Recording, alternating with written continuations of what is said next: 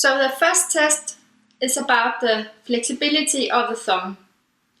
You sit in a 90 degrees of shoulder flexion with a straight elbow and the palms facing downwards.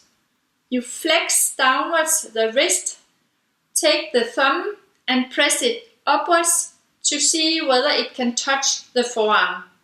If yes, the test is positive.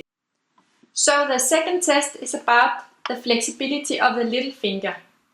You place your forearm on a table so you have a 90 degrees of flexion in your elbow and your upper arm are along the upper body.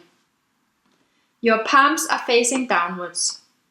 You take the little finger, lift it up and press it backwards to see whether you can press it backwards for more than 90 degrees. If yes, the test is positive. So the third test is about the flexibility of the elbow. You ask the patient to abduct the shoulder for about 90 degrees, straight out the elbow, palm is facing upwards, and then you ask the patient to overstretch the elbow as much as possible. You measure the angle from processus coracoideus through the medial epicondyle and processus styloideus ulnae to see whether this angle is more than 10 degrees. If yes, the test is positive. So the fourth test is about the flexibility of the knees.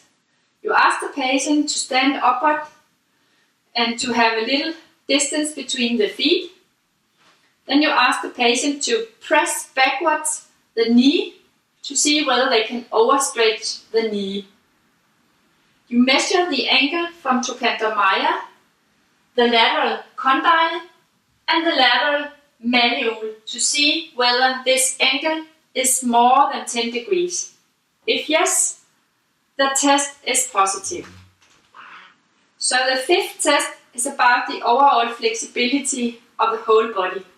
You ask the patient to stand up with a little distance between the feet. Then you ask the patient to bend forward as much as possible to see whether you can touch the floor with a flat hand. If yes, the test is positive.